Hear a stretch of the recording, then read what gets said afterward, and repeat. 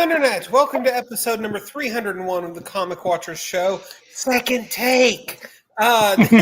He's Chad, I'm Matt, and this is our show where we talk about comics. So, Chad, how the heck are you this week? What a way to start off, the road to 400. Hey, you gotta trip over your own shoelaces sometimes in life, and it's okay because all you can do is pick yourself back up and move forward. So, I am full of affirmations and wisdom this week. Moving on, though, we have got a wonderful guest with us this week. We have Doug Marcaida, here to talk about his comic book Lineage. Doug, how the heck are you? I am doing great. How's everybody doing today? Second take that it is. Yes, I'm good. Like I said before we started the second time, I know you from your time on Forged in Fire, and that was one of our pandemic binges. So it's nice to finally talk to you. I am so blessed. A lot of people have told us that it got through them, the pandemic. Not just through COVID here, but even overseas. A lot of our troops who are away, this is one of their binge watches. So very blessed that they enjoy the show and we get a lot of people entertained. Well, but we're not here to talk about Forged in Fire, although it might come up. But we're here to talk about comic books because this is Comic Watch. Exactly, Comic Watch. Absolutely. So you have a comic, and it's called Lineage. There it is. Lineage. But it's an interesting part, though. This comic book is related to forging. It's related to blades. It was actually an idea I got from Forged in Fire. When we were watching Forged in Fire and the bladesmiths are out there forging their blade, I look at, forging as pretty much like life, right? You have an ore, you have an idea of what you're going to make it, and then you put it into the womb of a forge. You take it out, you beat it, you form it, just like life hits you from all angles, and you sharpen it, and then you put it like out there to the world to be tested. You temper it, you strengthen it, and then you see how it does. But then when we do that with our child or our children, once we put it out there, does the blade ever get a chance to come back to its creator and tell you, guess what? This is what I've been doing. This is what happened to me while I was out there and all that creation. That's when I saw, every blade has a story to tell. So when I created Lineage, it's not just a lineage about the story of two brothers who were rescued from a cult, who saw their father killed by a demon, and then were migrated to the U.S., because it's also a story about my beginnings. I migrated from the Philippines. This is about the Filipino culture as well, and how these guys migrate to the U.S. I migrated to the U.S. It's about learning a martial art with weapons. I'm a martial artist with weapons. Kali is very much in this comic book, the Filipino martial arts. But what I like about it is, as we're learning about the story, we never take into consideration that the true storyteller, right here, if you see it in red ink, it's the blade that's telling the story. It's from this blade's point of view, which is unique, because I knew we could go different ways like that, right? But I am a knife designer for function, use, and everything else. But it doesn't matter, because if I handed this on to somebody else who's not a practitioner, he'll probably pick his nose with it, or he'll start cutting food with, and then the knife comes back and goes, "That was gross. You made me for something else." And all of a sudden, this guy picks me up and he uses me to pick his nose. So that's kind of the banter I'm getting when I created this storyline. It will pick. Yeah, hopefully not. So before we get more into your book, tell us about your background with comics. Did you grow up with them? Do you remember maybe the one that kind of hooked you? I grew up in the Philippines, a third world country. I couldn't afford comic books. My friends who had connections in the U.S., they'd bring in their comic books, and I'd read through their comic books, but I never got to realize there are issues that come after that. I just never got into that world. Fast forward in the U.S., now I see that comic books are actually stories. I mean, they're just like, we have oral history. These are the paintings you see on the caveman's walls, right? It is a way to do that. And the comic art is amazing. So when I wanted my story told, it was supposed to be actually a TV show with our producer. But then things happened. COVID hit. He left the industry. Everything's different now with the film industry. So I said, you know what? I can't wait. Let me get this in print form. And then I met the right people who actually helped me get it into a print form. So now I am totally blown away because there's something about seeing a film. There's also something about having it in print and then meeting the right people who can tell different ways. I mean, I look at this one cover, I see so many stories over and over and over. And the more I read it and I reflect on my life, the more lessons I get from the same story. I mean, comic books are just amazing. That the more you read it, you just have to read it with new eyes every time, right? So that's one of the things I truly appreciate about it. So once you came to the U.S. or were able to, were you a comic book reader once you were able to, I guess? No, I mean, when I came to the U.S., I was 18, and about a year and a half after that, I served in the military. I served in the U.S. Air Force, and I spent 8 years there. And I got out. I learned my martial arts when I was in the Air Force. When I got out, I continued to do it. It's a weapons art, Filipino martial arts. But one of the things about that is when I was in the Philippines, I had a bad history with, joining the wrong kind of group of people and hanging with the wrong kind of people. And I had a very bad experience with blades that I actually had a trauma from it. I had a fear of blades. When I was in the U.S., when I joined the military and I got into it and I wanted to learn this martial art, this guy was punching me. I was like, I love it. What are you doing? He goes, Kali. I've never heard of that. Oh, it's Filipino martial art. I'm Filipino. It's called Arnis and Estima. Wait a minute. That's back home. Wait, those guys fight with blades. I want to learn how to use and box and kickbox. And the guy goes, you want to learn this? You got to learn how to use the blade. But he was my friend. And he told me, look, I'll guide you through it. Let's face your fear. And as we train, we start off with training with sticks, which represents the blade. So initial fear wasn't there. I started to learn the sticks first. Then it started going into the blade. Then I started to get addicted to it. Then I overcame my fear. And before you knew it, I was addicted. I kept on doing it. I never gave that up, even when I was working in the in the medical field. But my passion for this got me to teach my students who were instructors in the military, instructors in law enforcement. So I got into that. Before you know it, I was doing it worldwide over, doing seminars and everything else. Then Fortune Fire came, and they were looking for an end user, and I celebrate what I do. So I started putting all of the stuff I was doing on YouTube. That's where they found me. And before you know it, I went to the show as an end user, someone who understands how to use weapons. And the rest is history. As they say, History Channel. And there was a lot of ice smashed, a lot of pig carcasses. Yeah, animal. That was interesting. When we first did the pilot and we were ready to test the weapons, they had nothing available. So I'm like, well, in my training, we have like a kill house and we work with carcasses, right? So I said, we only had we had this coat rack, wrap it up with meat. So the first pilot never aired. I just cut up the meat. Then when we actually got approved for a series, then they actually had carcasses. And then that graduated into ballistic dummies and so many different things after that. But yeah, it's a very visual and a very educational show also.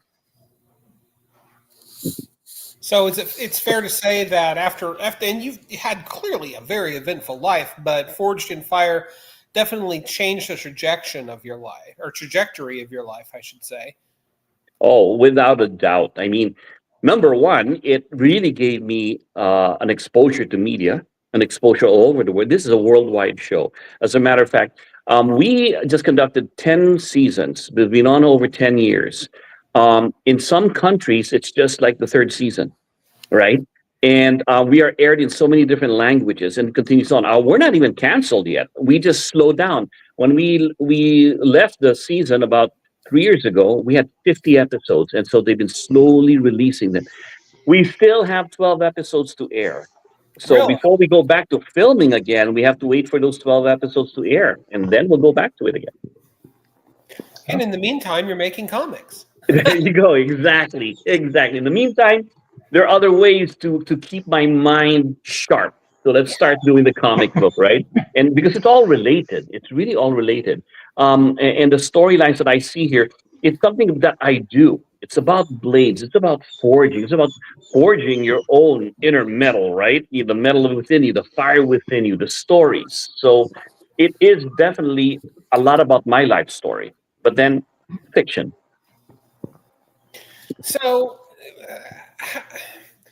how did it come to be Lineage come to be a comic? Why not a novel or something Mhm. like It was I'm not a writer per se. that? Okay. I was able to write an outline of my story. Now, this story is something that I've been doing over 15 years ago. It's a story that I've heard from my travels in the Philippines, Southeast Asia. A story. It's a mixture of the stories I've had from my teachers who were Mhm. living over there. A story of my friends, the lore, the myth. I mean, the kind of martial arts that I've learned has a lot of mysticism in it at the higher levels. It has a lot of superstitions at the higher levels. I'm so low level. I'm all about the physical use of the weapon. They have incantations. They have amulets. Some people have what they call oraciones, the prayers for that. A lot of spells are done in that level.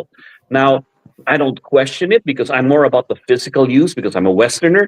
But I've seen some things that I just can't explain. And I just leave it at that, you know, but nothing denies cold steel, right? So Right. that's the way I look at it.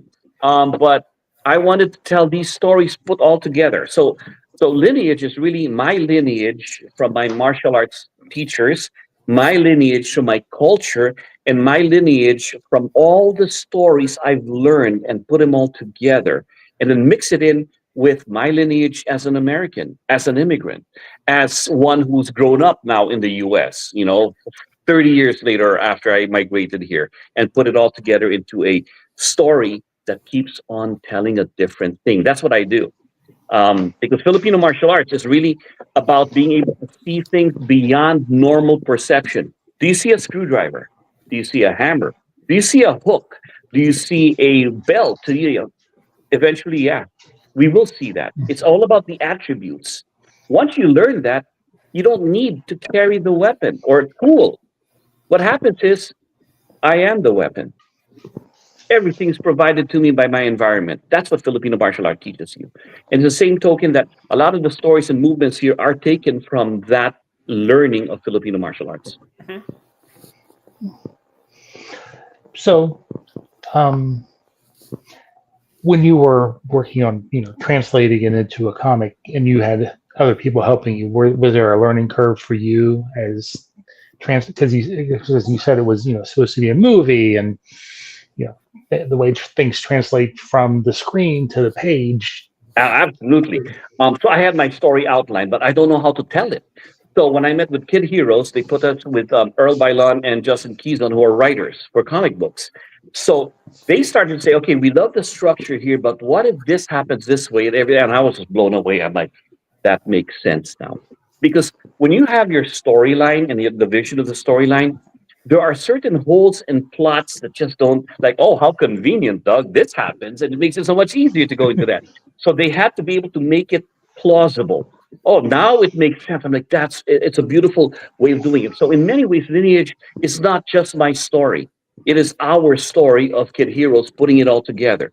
And the comic art that we got into that from Felix Morales and Raymond Lee. I mean, I didn't understand there was such thing as cover art. But then when Felix was putting in his vision, like for example, this guy right here, right? He was supposed to be just a big bad guy, you know. But then when he put a skull on the guy, I was blown away because this skull is so cultural in the Philippines. It's a carabao, a kalibao, we call it now, kali bao, right? Um, Hmm. and it's part of our culture. And I was like, this guy gets it. He is a man of the land. He venture treks. He talks to so much of our people in the Philippines. It just made so much sense. Just to tell you why it was fascinating. Like it was, I believe it's truly made to happen. This is the blade that we're calling the Marcado, the marked one. There's a mark on this blade right there, right? You see that mark. Now, when I looked at the art of this, all the scales, I thought, oh, is that a crocodile scale? And then he goes, no, that's our traditional tattoo. And if you look closer, if you look at the dot, that's the head. And they're people holding hands Oh with wow. each other. I'm like, that's real? He goes, oh yeah, and he showed me his tattoo. And then he showed me there's a famous lady in the Philippines. She's 109 years old, and she tattoos the old style. He did that to his arm. And he goes, yeah, lineage, Doug, family, people holding hands, passing on their culture, passing on their passions, passing on everything. It's family. And I looked at this and I'm like, wow, It all is just it's all connected, right? So I was blown away with that. Just the right artist, the right people to tell the story. I'm blessed. So tell us a little bit more about, the. I know you've kind of told us about the characters, but Uh-huh. who are the characters? What's Yeah. the conflict, and Yeah. So the what's story is basically there are two brothers. There's Miguel, the elder one, and Virgil. Now, in the beginning, you'll see that Miguel wakes up from a nightmare. He has a continuous nightmare of training with his brother with knives. That's what his father made him do. And it was for cultish behavior. And then out of the blues, he loses his temper fighting his brother. And then his father puts a stop to it. And out of the blues, a demon shows up and kills his father. He wakes up all the time with that. It's a recurring nightmare. He doesn't want to doesn't want to remember his past because he knows his past is dark. Now, the one thing he has is the blade. The blade went with him. And when asked about it, he looks at the blade just like a trinket. I don't want to know what the significance of this. It's just a blade that I. So he's like there playing around with it. It's just a toy. It's just a trinket, right? But the meaning behind it, he doesn't want to know because he's afraid it will take him to his past. Now, his younger brother, Virgil, he doesn't remember much. He was just a kid when he was pulled away from that cult. So Virgil has an identity crisis. So what does he do? As an adult now, he has TikTok and he does a lot of paranormal videos in search of the blade of his own. So these are both, one is searching, one is avoiding the past. So they become estranged. Well, during one of his TikTok things, as he's going, his brother happens to be watching it. They catch a emblem on the side on the wall. His brother catches it, and he realizes that's the emblem from. Excuse me. Oh, that's the emblem from the cult that he was in. So he panics. He goes straight for it to see his brother, and his brother's like, "Oh, he starts to feel something wrong. I'm going home. I'm done with this." It awakens something that you start to see. It awoke the demon. So all of a sudden, when Miguel goes to see Virgil, they're talking about, what in the world are you doing? Don't go back to the past. What are you keep on looking for this? Why? Well, Virgil goes, well, lucky you have one. I want to know my past. Well, lo and behold, the demon shows up. Miguel is shocked.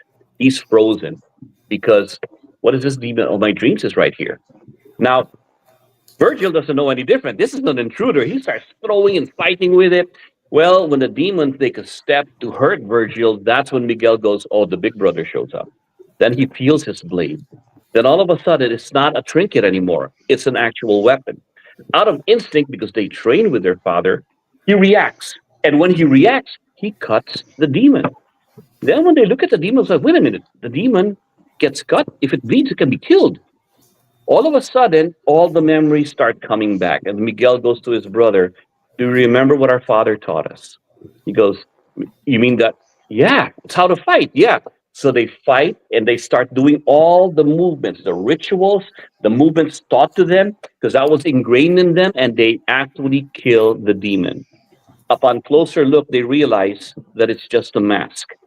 When they unmask the demon, it's just a man who's misguided. So the lessons here is that you have to face your fear. Mhm. Because a lot of things that you think about in your past, you thought about when you were young. So if you go back as an adult, he goes, oh, that's not what it is. I'm an adult now. I can understand what's going on. It wasn't the demon that was the problem. It was their impression of the past that was the problem.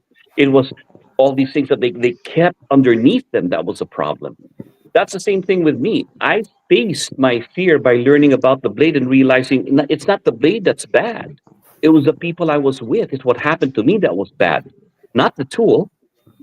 So It is it's just cool. very much like a whodunit. That's the first issue. The second issue that we're doing now is the journey. Now the brothers have learned that there's unity in adversity.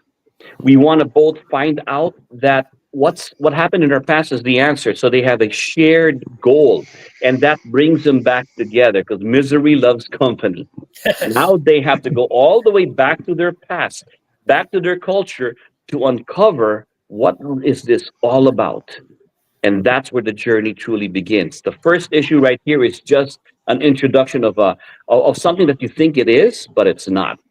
But then we get to the second one where now we're going to find out about the cult behavior, the cultish behavior that is very much intertwined with my experience in the comic book world. When I went to San Diego Comic Con for the first time, I saw cosplay like I couldn't believe how people truly were, I don't know, transformed by the costumes that they wear. Yes. So I'm blown away by that. And I go, that is very much like this guy who put on a mask and he was a different person. When you unmask it, you're a different person again. That's part of my story because I have seen a lot of people wear masks back home, and some of them are just basically our own skin. It's the inside that we do not see. So it sounds like there's a lot of action and a lot of martial arts. Was it? How was it? Did you help like choreograph Oh, stuff absolutely. with the artists, and Yeah, how was that because translate?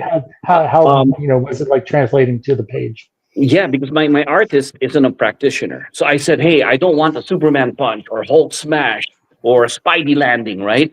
I go, you have to take it from what I do. So what I did was I took my brother and we recorded ourselves training. And I recorded him showing some of my martial art moves. I go, this is how we do it. And then he took a lot of those motions from the rituals, our bow, to the way we move with the blade, and he put it in the art of artwork of the book. That's why I enjoy seeing it because it's not your typical punches. Now, there's a limitation to comic books, of course, because it's frozen. Like one of the moves would be one of the moves would be I slash and then I jab, but I can only get the slash in there. But I see the motion here. I can imagine that there's a slash in there. So as long as I see these elements, we who are practitioners can appreciate it. Was it difficult for your artist? And forgive me, I blanked on his name. Felix Morales. Felix Morales. Was it difficult for Felix to translate your video into art itself, static images, and still maintain that kinetic energy? Not at all. This guy's a genius. I mean, I swear to God, I need to have him on a Zoom call to tell you what it's all about because it was easy for him because he understood once he watches it because that's what he was the one who asked, can I see you train? And I'll translate, I can feel it, right? When he was, once a comic book was done, I asked, Felix, I got a question for you. I want you to go through every page step by step and then tell me what it is you see. I know what I see. I know what I read. I need you to tell you, okay, fine. So at the beginning, here's what it is. We have this starts here, right? And he starts talking about, the blade starts talking here, here's the skull, and this is all the amounts here. Now, when we're doing this, the blade is like, I am here, I am telling my story. And then the people around him is like, we are your ancestors with the spirits from the above, looking at what's going on.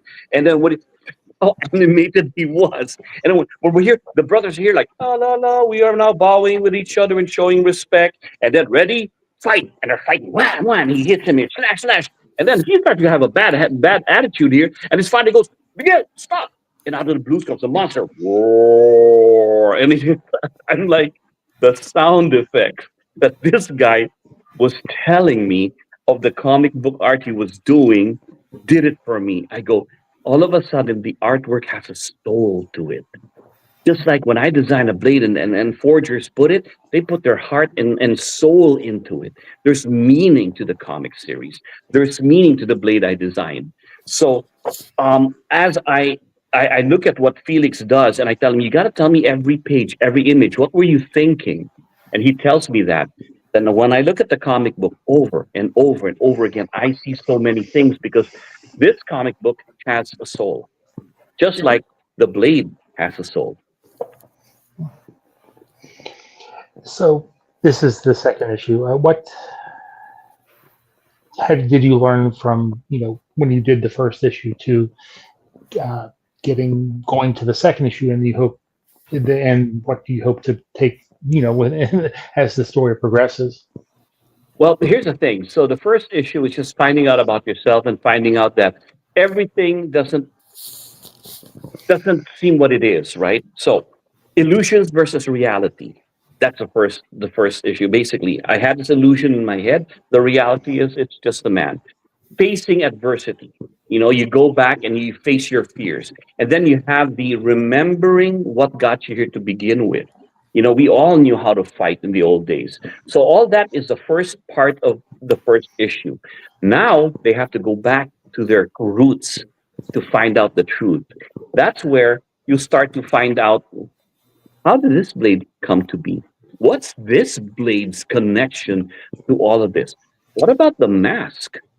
Because when they showed their mask and they go back to their uncle who actually saved them and sent them to the US, the uncle has a mask of his own. What's that all about?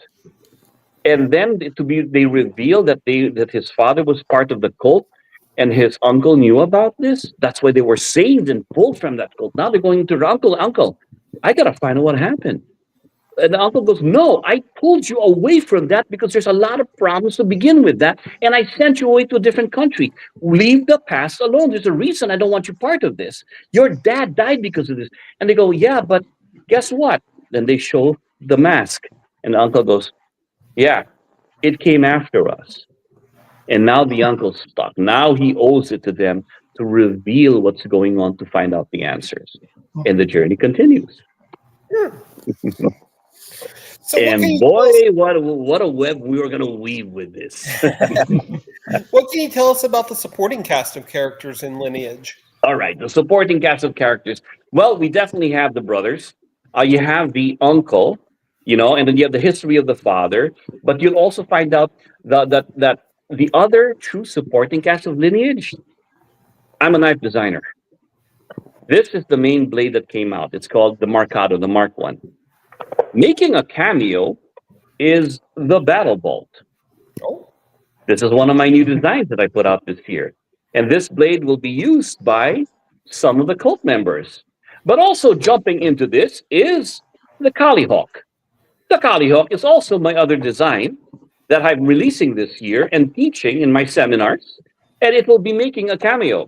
So guys say it. Hi guys, how you guys doing? Hey, well, really good. How do you feel being part of it? Well, I thought it was really cool out here, but I really thought that the way they wielded me and the way I was, really, was that good? Yes, the blades have a story to tell. That's amazing. This is the first time we've ever had anybody waving sharp objects during the show. Let's talking sharp objects. It's the things that I do, right? I'm a designer, and when I design something, I truly put a lot of myself in there. Here's one of the things that when I say every blade has a story to tell. This is book 1 called Brotherhood of the Blade. It goes through the whole thing. There are 4 issues. We get to tell the whole story for this. At the end of that, this blade, like everything else, will die. When it dies, its soul, or book 2, will be reincarnated in a different world or different era, a different weapon, and continue the story. Hence the word lineage. It gets reincarnated. So the story can be told from different eras. Today, I was once a karambit. And then later on, I woke up and I'm like, whoa, I'm a katana. Or maybe, oh, I'm a Viking axe. Oh, and they just keep on waking up as they remember. And they have stories to tell because they are witnesses. I'm a butter knife. Crap. With that? I'm a butter knife. Yes, exactly. No, but I was a butter knife. But the man who wielded me was a master with a blade. And boy, if you only knew how ingenious he was with a butter knife. I'm sure you can do some pretty wicked stuff with a butter knife. Oh, I can do a lot of great stuff with a toothpick. That's great. So are there any new designs that have not been previewed yet that are going to show up in the course of Lineage? Oh, yes. There is another one called the Battle Spear. And that's another one that's jumping into that. But, it's all these things because they come from the things that I design and I teach. I design knives based on how I'm going to be teaching them. And I just want it to be meaningful, right? I want a soul into it. So from the comic book world, when they join this, they see the characters, they get one. So we're doing a Kickstarter, right? For issues 2 to 4. One of the things, I'm not one to ask for something for the sake of being something. Not only if you're part of it, do you become, lineage. Let's talk about that word, why it's so meaningful. Lineage. When I thought about I'm in the late stage of my life. I'm in the last quarter of my life. I gotta leave everything behind that made me shine. Right. So what do I do?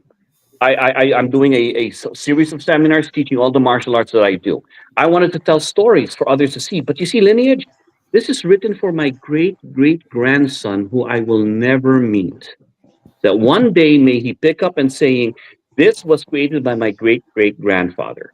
Now, I don't want to be the only one to say that. I want the backers to be part of that. So if they are backers, so they will forever be part of this comic book. Forever. So I want somebody to say, I want you to see a book that my great great grandfather or grandmother created or helped create. That's her right there. That's him right there. So this is what I do with those. Now, not only is it an amazing thing to do for someone who backs up the comic book, but I also say, well, wouldn't you want to own one of the characters, the real version? Wouldn't you want to own another one of the characters or another one of the characters or part of the trading tool that has the tattoos and hieroglyphics of the series? I want you, I don't want you to just have a comic book. I want you to have a piece of me, a piece of my designs. It's got to have a soul. Well, why don't you have the real thing? It's a different way. Now, all of a sudden, I have the story here, but I have the character. Now, in the knife world, who are I just want the karambit, period. Yeah, but did you know there's a story to it? There is. It just comes with it. Cool.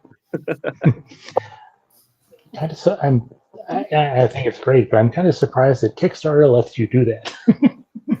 Well, not all. Well, so far they have. No, actually they do.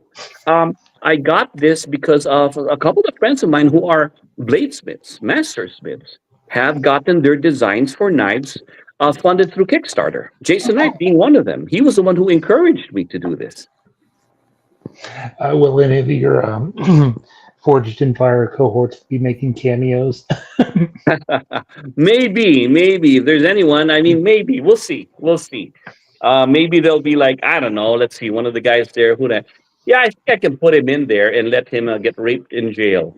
Yeah, we'll do that. I don't know. Wow, that got dark fast. I'm kidding. A kid. And since you've dipped your toe into the comic book world, have you started reading any titles yourself, or have you found anything that piques your interest? There is a comic series. Well, I'm actually looking at the Game of Thrones series right now for comic book, trying to get into that. But I'll start there because it influences a lot of what I'm doing. I'm trying to get into a comic series from other cultures because I'm going to be involved in other cultures. To get authenticity, like I'm writing my first book because I'm speaking from experience, my Filipino culture. When the blade actually will be transferred to a different blade from a different country, a different culture, I need to delve into that history because that's the authenticity I'm looking for, right? And that's where I'm headed with that. And I know that our guest last week was Jeffrey Haas, and he's your PR guy. Tell us a little bit about working with him and how you kind of found out about him. When we thought about Lineage, the first issue was pretty much just a test. Are people going to be interested in my story? I'll be honest, I knew there was a good story to begin. It's 15 years. It's been rewritten and talked about so many times by thousands of people I've dealt with in my martial art world. So I knew it was a great story. Now, Kid Heroes got it together, and let's do a test run, and the reception was great. Right? Even when I was in Athens Con in Greece, people just see the artwork. Go, there's a story here. There's a story. It's a comic book. Yeah, no, I have to explain to them. Once I told them the story, they're blown away. We want more. We want more. Great. But when we were trying to do this, because we're in indie comics, in order for this to be a success, I want more people to be part of the community. That's a problem. I don't know. Not everybody knows this story. So Patricio from Ginelsa from Kid Heroes found Jeff as our PR guy. And Jeff is just like a madman, man. When he's out there, he's so connected to put us to tell our story. I said, Jeff, all I need is get our stories out there. Once people understand our stories, I mean, I think they're going to be interested. I mean, let me ask you guys, without just being biased, What do you think of that kind of storyline telling? Chad, I'll What let do you. you think of that storyline telling? Now we It's great. I'm even scared here, know. It's because I know unique. what you can do. Told us so far about the scope and the spiritual depth of the story is incredibly intriguing. Like we've had 301 guests on this program, and you're the first person to have talking knives, the first person to wave a knife at us. But beyond that, you're really the first person to speak about the storytelling on a deeper spiritual level for yourself and for future generations. So, do I think that you've got something potent? Yeah, it definitely sounds like it to me. History's been made. Not just because I work for History Channel either. Yeah, but I think that a lot also is when a story is told, it is a human story in many ways. Mm-hmm. It is a human story as told by a blade. How ironic. Right. Now, I mean, I again, doesn't sound like you read a lot of mainstream comics, but are there any characters? Because there's a lot of characters who are into who's pull their powers from the mystic martial arts and stuff. I'm thinking Iron Fist. I'm thinking, yeah, would you eventually like to I try to do. tell? I want to eventually get into the comic book world the way So I've met Will Sportacio. Oh. We were beside each other at a panel. I had no clue who he was, right? And when he was telling me, "Oh, you have a good artist there." Oh, good. I'm like, "Yeah, it looks good to me." Just like I looked at this, good stuff. I didn't know what a legend he was, but we were brought together from our stories. I mean, his story was he was born and raised in the U.S., but then to connect to his roots and to find out his identity as a Filipino, he had to go to the Philippines, live there, study it, and everything else, and come back and realize, oh, this is my identity. I, on the other hand, I lost my identity in my own country, in the Philippines, because everything was about the West. I went to the West, and then I realized, oh, that's not who I thought I was, and that my identity was given to back to me because of my martial arts. So we have these stories that are the same but come from different places to make it work. That's the connection I have with him.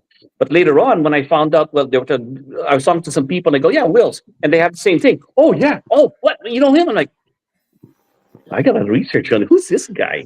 Then I realized, oh my gosh, this guy's a legend, huh? Now I want to know more about his works. I want to know about the lineage of the comic book writers that are around, because I was not exposed to this, but now I am. This is a world I'm slowly getting into. That there's a cover artist is different than the actual artist in there. There are different kinds of artwork to be done. The coloring is unique on its own. I'm just blown away by how much depth there is to the comic book world. But I just got here, so I need to start doing this. I need to start figuring it out, how to be part of it. But here's one thing that I kind of like. It's an advantage. I'm not part of the comic book world, so I'm stuck with my own world, and I don't need to be influenced by other comic books. I just am influenced strictly by the story that I write. Right. You've got an outsider's perspective. Yeah. And when does the Kickstarter begin? Is it I believe it's live Monday. now? It's coming Monday. Monday? It's Okay. when we launch the Kickstarter. And besides the various knives that I'm sure don't talk, what will you be offering?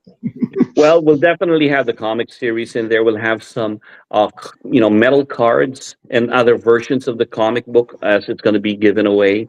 One of the things that I also like to do is I like to wear my characters as pendants. I wear my different characters as pendants. So I want to make sure people are proud of the comic book and the characters that are there and be part of that.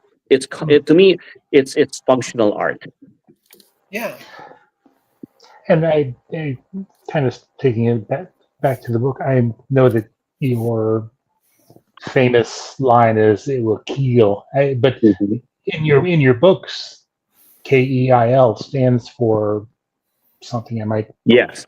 So when we did the fortune fire, because of the test, it was a kill test. It was a pass or fail. I say it will kill. Season one time I was cutting up an animal, and I was, a carcass, and I was enjoying it so much that my accent came back. I go, it will kill, and people caught on to that. But I didn't want to be typecast to the guy who's got a strong accent. So I kept on saying it'll kill. That's why some episodes you see me saying it'll kill, and they're like, "No, say it. Say it the way you've been known for." Fine, it will kill. But then by the third season, I found out it was a family show. A lot of people watch it with their families. So I go, I can't glorify violence. So I turned it into Keal, Keal, keep everyone alive. Because that's a more responsible way of this weapon will keep everyone alive, keep my hopes alive, keep my dreams alive, protect those that I love. Because that follows my motto as a martial artist. In Marcaida Kali, which is the system I teach, it's not about how many you hurt, but it's about how many you protect. The weapon is not bad. It's what you do use it for that can make it bad or good. It seems you have a big universe that you're currently playing in.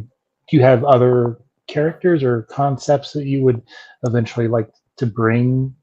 In the saga, maybe a larger, or maybe a larger universe, or or something completely different. yes, you're already there. But if I do it, I can't talk about it. But yes, so lineage it goes to different times in our world, different eras, if I may say so. But later on, it'll be different dimensions. So stay tuned. Okay. Okay. So you've spoken quite a lot about the cultural aspects of Lineage that you brought to it from yourself and your own country. Do you feel a particular responsibility to accurately portray and to help that culture flourish through your comic book? Yes, because there are elements. That's why I love the way Felix Morales is putting it, because he lives in the Philippines right now. So when we're talking about when they're traveling home, the things that I miss growing up are all in that comic book. They're doing this, they're going to this place, they're riding this car. A lot of our elements of our culture are in there. But of course, when it comes to the fiction, it is dark because it's a dark story. Mm-hmm. But that happens too in the world, right? And the whole thing about this is it's a story that not everything is always as what it seems, but you should also be able to go and rise above whatever the challenges are given to you. We live in a third world country where not a lot of riches are there, but we're survivors. In the Philippines, we have a place called, what was it, Smoky Island, Smoky Mountain. It's basically a landfill. There are people who live in that landfill. They live off the landfill. Imagine that. I can live off trash. I can live off a cardboard. I can do that. They will forever be survivors. And yet, despite that hardship, which we in the West think is a hardship, it's not for them. They have the ability to smile. They have the ability to raise family in love. We can't handle it because we have all this luxuries here. But we're survivors. Filipinos are survivors in many ways. That's why when I came to this country, all I had was nothing but gratitude for everything that I got in this country. I came here with nothing. I joined the military. Everything that they gave us, I was thankful. What, for free? Oh, that's awesome. What, I get to eat 3 meals a day. That's awesome. And I get to serve. You're giving me clothes and uniform? Thank you. You're teaching me a job? I get to serve this country to say thank you. You see, the reason I joined the military was that as an immigrant, I felt the racism and all the problems. But I said, I'm going to serve this country so that no one will ever question my right to be here. I served it. And the same thing happens in all my stories. There are lessons to be told here, right?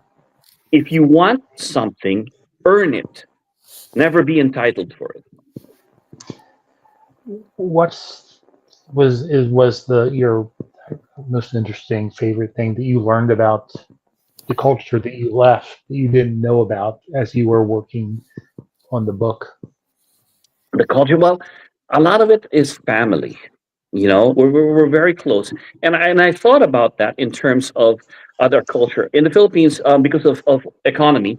we stay together in the same house forever. And like when somebody leaves the house to get married, it's like somebody died in the family, right? Because it's so expensive to buy another house, so rent an apartment and everything else. So we survive until we grow, until we outgrow. But that kind of lifestyle lends itself to codependency. We're going to be always dependent on each other because the family helps each other. When I came over here, I hear the young generation goes, I can't wait till I'm 18. I'm going to get out of the house. They're so eager to spread their wings, to be very independent. And in so doing, they leave the nest and then they don't have that family tie anymore. They grow with their own lives everywhere. It's very seldom. They're so nice and tight, right? In the Philippines, we're so codependent. We're like that. A lot of Latin American countries are like that too. When we were filming Fortune Park, Connecticut, there's this big mall on Sundays, right? And I go there to remind me of the Philippines. Why? There was a very large Latin community there. They're going and walking the malls with grandpa, grandma. My God, if they could, they'd take the chickens and the dogs with them, that they had. Because it's that much of a village everywhere, pockets of that. And I recognize that. It's the same thing as us in the Philippines. We go to the mall. We have grandma. We have grandpa. Yeah, sure. We'll take our chicken too and our dogs if we could, because we're that close knit. So that's the one thing that, in remembrance of telling the story, I thought about how much family mattered to me when I was there. And over here, it's different. It's a very immigrant story. I remember one of my friends who was also immigrant saying that when they were home, when they were poor, they were always hungry, but they were happy. Now they're here, they have a car, they have a house, but they also have 3 jobs. They never see the family that they were poor and together with. Now they have all these luxuries, they barely know each other. Interesting, isn't it? It's quite a dynamic. You're talking about a poor country versus a rich country, and rich is relative.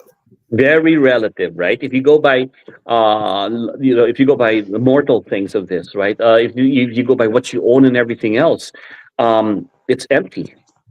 But if you go by, I'm rich because I'm with the ones that I love, like they say, in your deathbed, are you ever going to think about all the things that you have? None of that matters.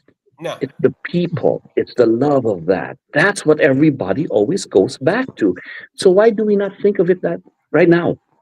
Why do we have to wait till we're on our deathbed to start to think about what really matters in this world? Right on. And once again, the show has gone very deep. That's issue number 5, where we talk about our own different lives and issues.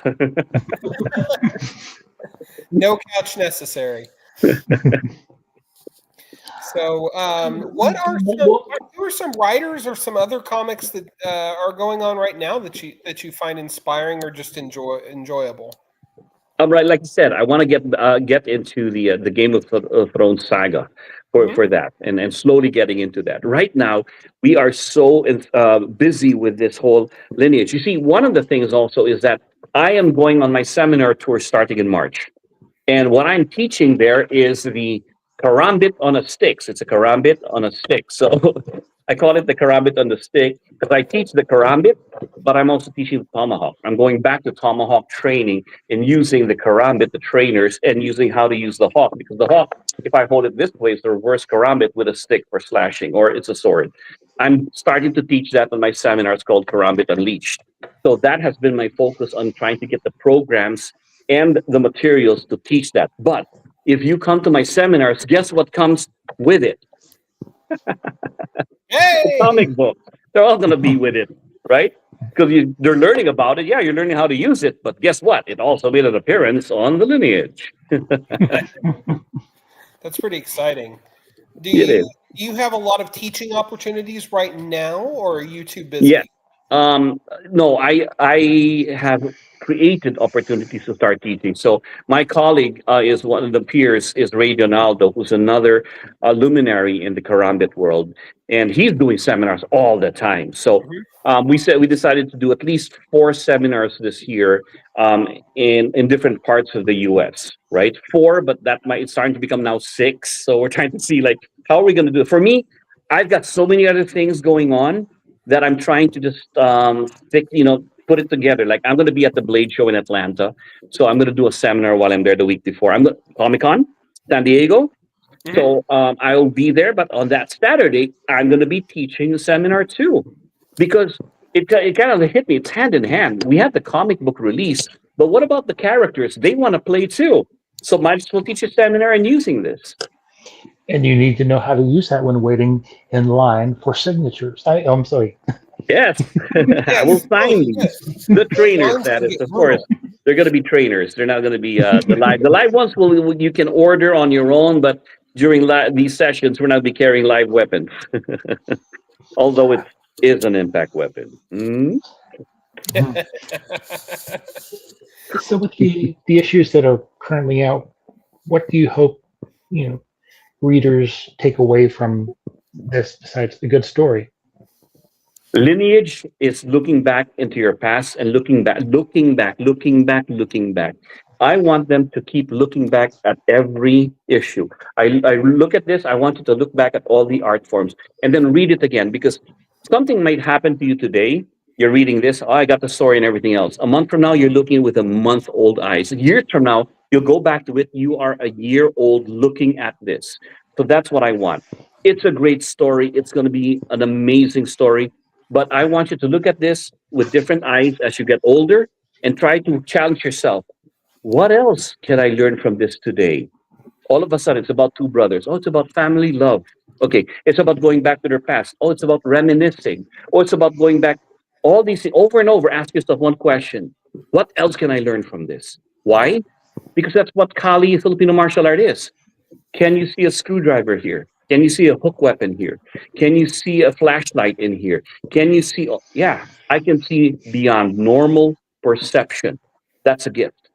That's a gift. And from my Kali training, I want you to take that same mindset and use it here. Is this a weapon? Absolutely, I can slash you here. If I roll it up, I can smack you here. It's a stick. If I roll it up, I don't want to ruin my comic book here, but I can use it here. I can cover and go, peekaboo.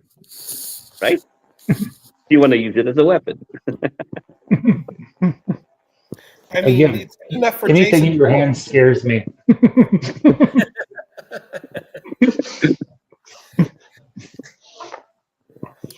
So the Kickstarter goes live on Monday, and you've got all kinds of cool stuff. How is it? Is it just the current issue? Is it issues 1 and 2 together? It's basically for for issue 2 to 4. We're gonna try to finish the whole series.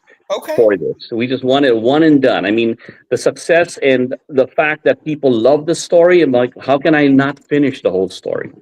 Let's finish the whole story so that it's so hard to hold back. That's the one thing I have a hard time with issues, right? Is that I gotta hold back. I can't tell the story. I'm one of those guys. I'm gonna explode, guys. I can't hold back. And they say, Doug, shut up. Don't tell the story yet. Don't tell the whole thing. But I can. I'm so weak because I know what's gonna happen. Right, and it's so hard not to say anything. That's one of the things I learned from comic books. You can't tell the whole story yet. And it's probably an easier sell. I mean, instead of coming back every year or so saying, "Oh, we're funding the next issue." Hope you remember, you're giving them a complete story, and then once they have that complete story, you can move on to the next phase of the story that you're telling. And I'm trying to create a community here, a community, right? I want them to be so involved in the story that they actually ask Doug, "What's Miguel gonna do next? What about this other person? Or what about all this?" Oh, you're involved in this, huh? Yeah. Does it mean that much to you? Yes. Tell me what you'd like to see. It's our story now. That's what I want. I want to be that engaging. That's pretty awesome.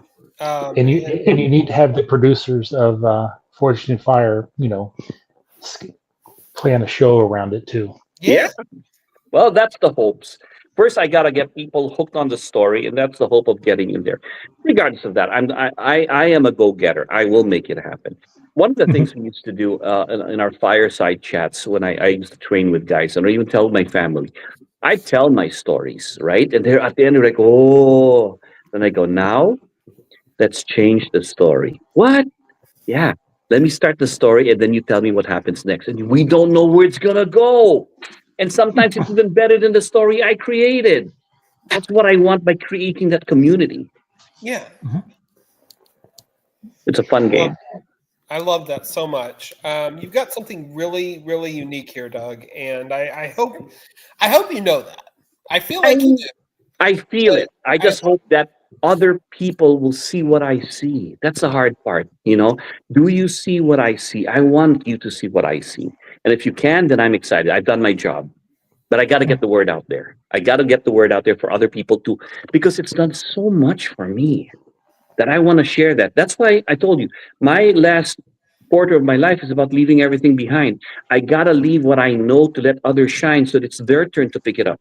This seminar series I'm doing, we're teaching everything that when I'm gone, I hope somebody picks it up and continue on. Lineage is a start. When I'm dead, I hope somebody will continue this and continue the saga. Continue it on. There are so many weapons all over the world that need to be told, right? They have their blades to be told. Somebody pick it up. I'm not going to be able to be here forever. But it got me so excited. It gives me passion. I love creating these things. I hope other people will pick up and pick up where I left off. Yeah, that would be amazing. Yeah, it's our story. We all have a story to tell. Maybe it'll be your great great grandchild someday. Maybe, and maybe it won't even be. It'll just be a fan. It'll just be somebody who's so inspired by it. Somebody who has the same foresight in taking the I get it. I get it. Good. Run with it. Awesome. Do you want to kind of take these last couple minutes and give us one last pitch for it and where Yes. people can find you So, folks, on social media? I'm hoping that you do pick up a copy of Lineage, at least get the story started, because we're going to continue on. The first issue is about the two brothers looking back at their past. It's all connected to a story that's being told by this blade. Issue 2 to 4 will finish the whole story, but like every blade has a story to tell, my own designs are all going to be cameos into this because they want to be stars and be part of it, but they have a story to tell that's all connected. So with that, thank you for the opportunity to be here. But I'm telling you, folks, we have something here. I hope that you can be part of my lineage. How is that? Well, if you do join our Kickstarter, your names will be forever listed on the comic books that you helped create and put out there. That's what I love about crowdfunding.